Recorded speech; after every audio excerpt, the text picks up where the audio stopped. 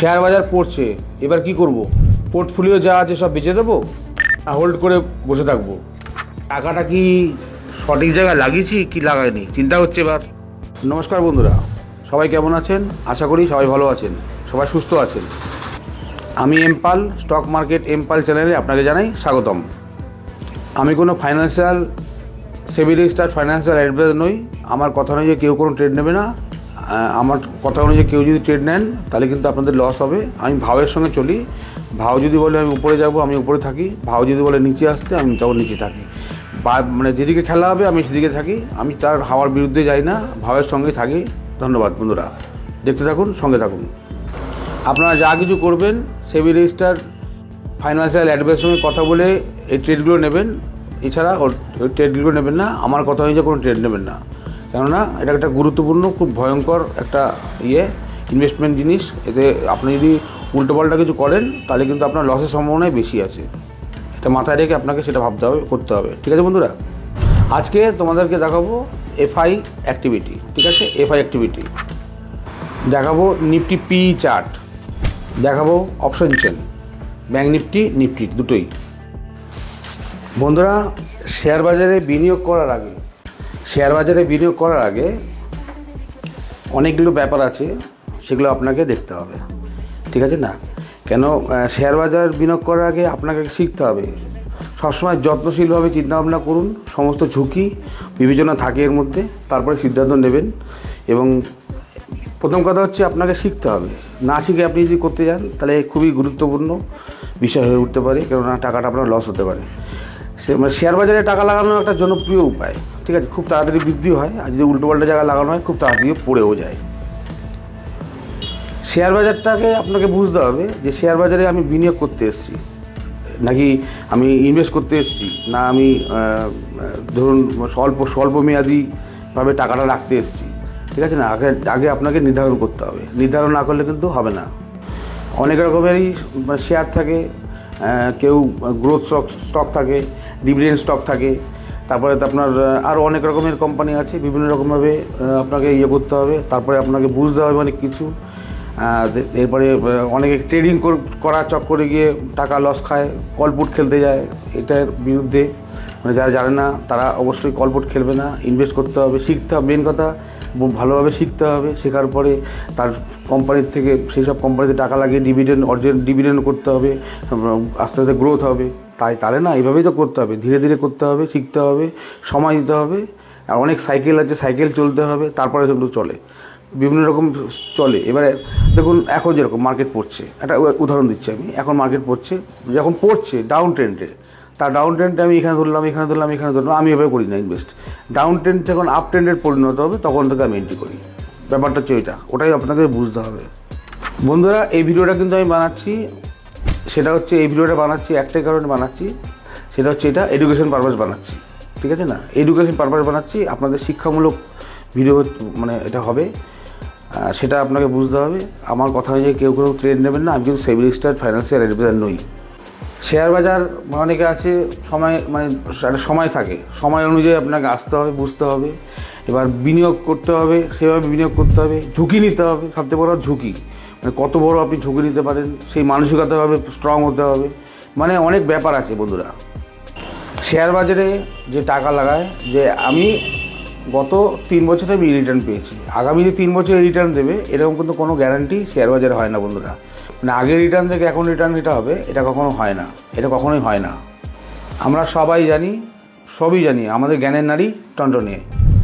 Google ক্রোমের জানলা দিয়ে হুকি মেরে দেখে নিয়েছি যে গত বছর 38%, এই বছরের শেষে 38% রিটার্ন দিয়েছে আমাদের স্মল ক্যাপ, মিড ক্যাপ।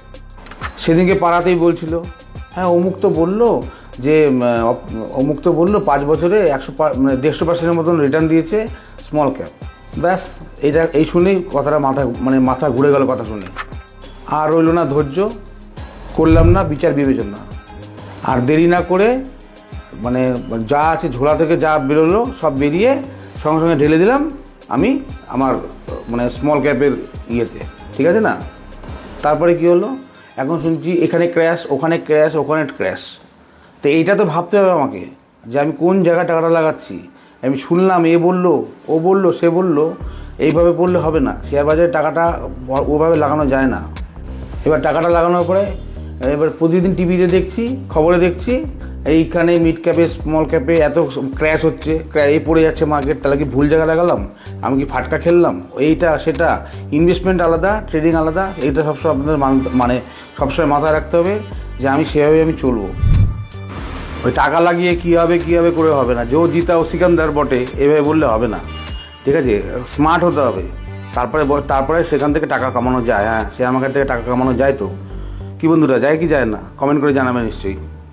একটা জিনিস, একটা অঙ্ক আপনারা ভালো মতনই জানেন।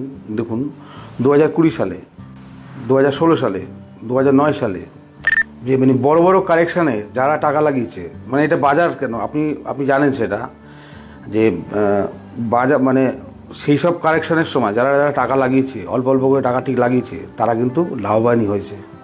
কমেন্ট করে এটাও বলবেন কিন্তু বন্ধুরা।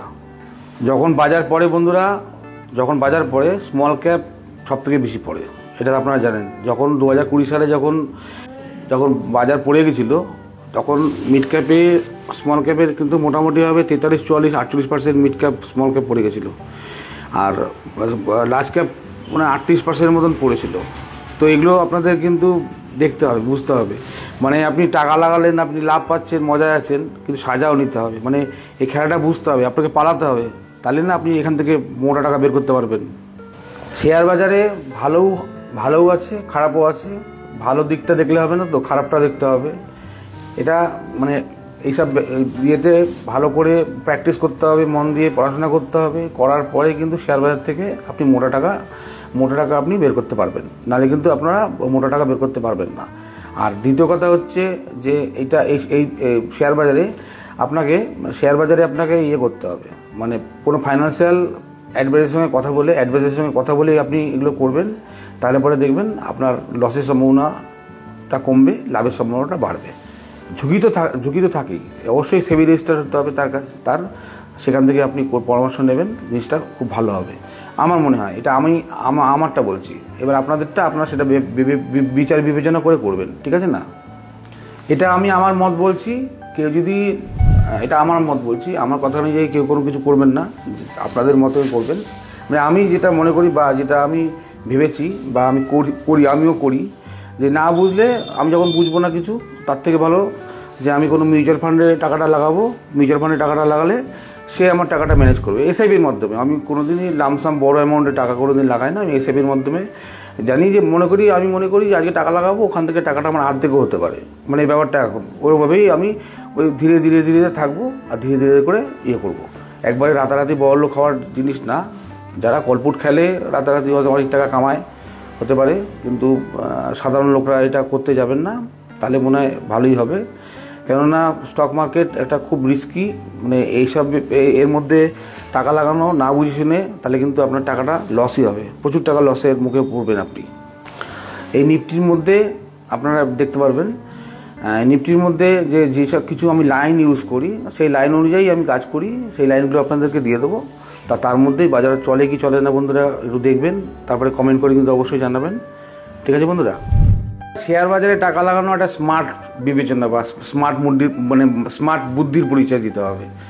যদি একটা চোর যদি চুরি করতে যায় না, তার কাছেও কিন্তু সেই প্ল্যান বিও থাকে। সেই প্ল্যান বিটা কি? এক্সিট, কী করে আমি পালাবো, সেই প্ল্যানটাও তোমাকে রাখতে হবে। শেয়ার মার্কেটটাও তাই, তোমাকে এক্সিটটা ঠিকঠাক রাখতে হবে, যে আমি টাকা লাগালাম, কারণ তোমার টাকা কবে বাড়বে, কবে কী হবে ওই সব ভেবে লাভ নেই। তোমার টাকা আছে, নাহলে পরে আমি গিল্ড ফান্ডে রাখবো, আমি ব্যাংকে রাখবো টাকা, পোস্ট অফিসে রাখবো টাকা। আমার টাকা যেন কম্পাউন্ড যেন হয়। কম্পাউন্ড যদি চাও, মানে কন্টিনিউ, তাহলে তোমাকে এটা করতে হবে, তাহলে তুমি থাকতে পারবে, নাহলে কিন্তু হবে না। আবার আকাশে গিয়ে মানে মাথায় গিয়ে উঠলো, আমি ওখানে গিয়ে টাকাটা লাগালাম, তারপরে কী হবে, আরে বাবা কী হবে ভয় পেলাম, ওটা করলে হবে না। শেয়ার বাজারে পরিষ্কারভাবে তোমাকে স্মার্টনেসভাবে থাকতে হবে, বুঝতে হবে, ইনভেস্ট করতে হবে, তাহলে পরে বড় পয়সা রোজগার করতে পারবে তোমরা। বন্ধুরা, ভিডিওটা যদি ভালো লেগে থাকে তাহলে লাইক, শেয়ার, সাবস্ক্রাইব করে আমার পাশে থাকবেন। আর কমেন্টে জানাবেন। আমার মোবাইল নাম্বার হচ্ছে 9231839075। ঠিক আছে বন্ধুরা, টাটা, আবার দেখা হবে নেক্সট ভিডিওতে।